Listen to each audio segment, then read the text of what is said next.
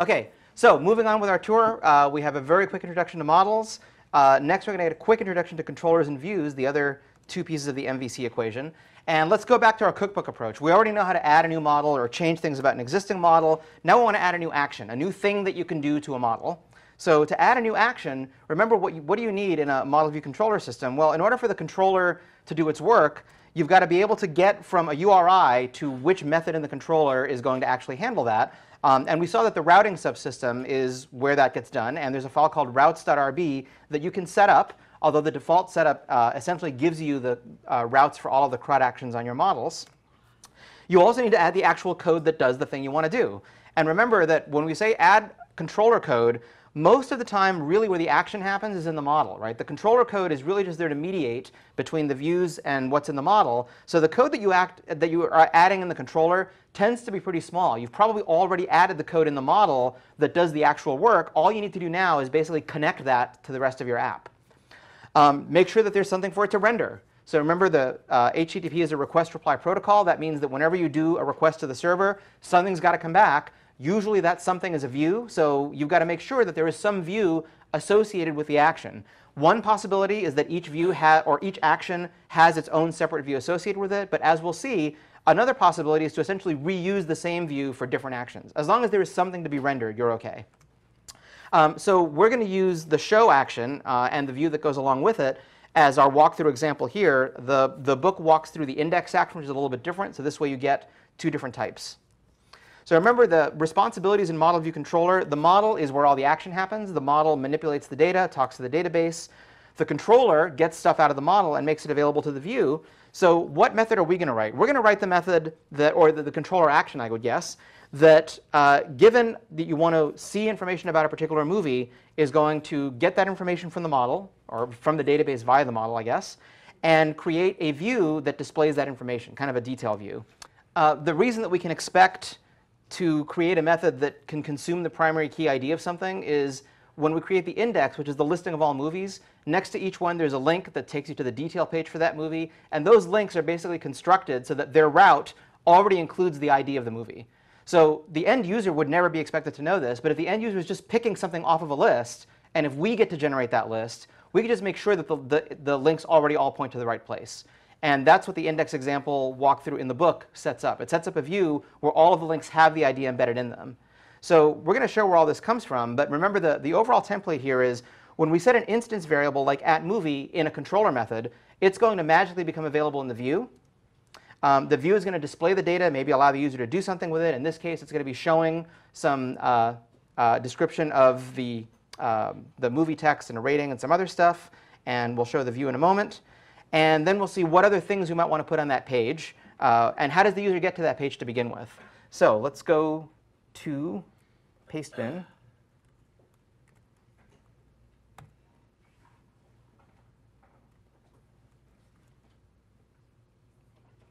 OK.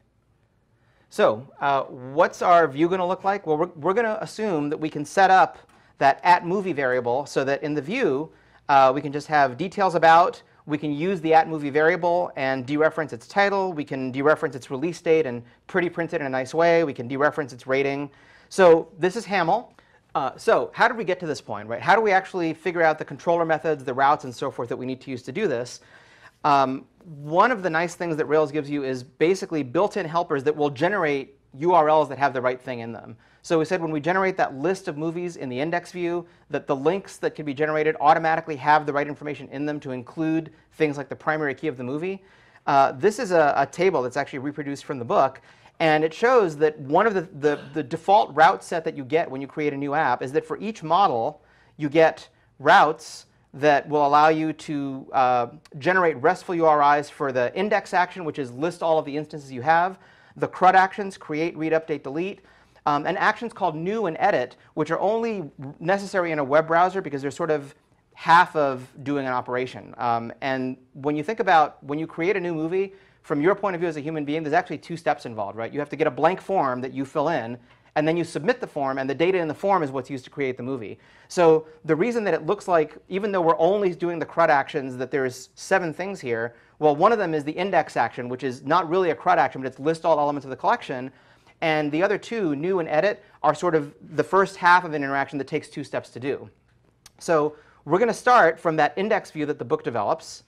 And in the code that's in the view, you'll see things like link to movie path with a primary key in it. Movie path is what's going to generate this URL helper. So given movie path and an argument, it's going to turn it into a URL that looks like this, and then it encodes the ID of the movie we want to see. And in the view, that's going to end up looking like just a plain old link that you can click on. The URL is already constructed. And when it gets matched against the different routes, it's going to match the movie's ID route with the get method. That means that the ID is a stand-in. It's a wildcard for this part of the route, the digit 3. So that's going to be available in the params array that our controller action sees. Right? So we're starting the moving parts one by one. First moving part is figure out what route does this URI match. And if there's any wildcards embedded in that route, pull the wildcard parameters out, make them available as part of the params hash. And now we also know from rake routes what controller action that's going to call. And how do we know that? Well, I'm going to look in my application here, which I'm going to temporarily stop. If I run rake routes, it will look into my routes file and show me all of the mappings that have already been set up for me. Right? So this is saying that, for example, when I'm doing get of a single movie, when I get with a URL that matches movies / ID with ID as a wildcard, that's going to try to call the show action in the movies controller. So that's where my code logically has to go in order to handle that request. Let's get the app started again. Ouch.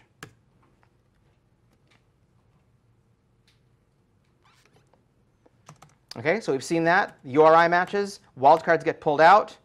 We know which controller action we're going to call.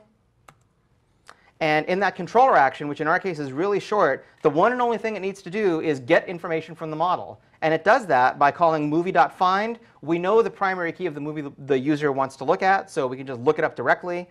We're going to assign that to the instance variable movie, and then that variable becomes available in the view. What is the view? Well, remember we said by convention over configuration, you don't have to worry about the names of things as long as you follow some rules.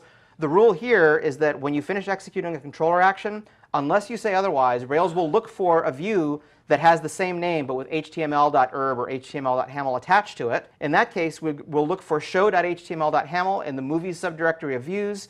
We'll render it, and if there's any variables that are used in the view, like @movie, we'll substitute the values that the controller computed. That's basically the round trip through the app. We could also let the user return to the movie list. We could, for example, what's the RESTful URI that names the collection, the list of all movies? Well, there's a helper called movies path that will return a route that maps to the index action, and rake routes would show that. So movies path with no arguments links to the index action. So we could put something in our view that says, here's some text to show, and here's the hyperlink. The URL will be generated by calling this method. And again, the reason that this is all segregated in the routing subsystem is if you change the names of routes, the way some of the routes work, you don't have to manually propagate those changes through all of your HTML templates because you're generating the routes at runtime based on the information out of that file.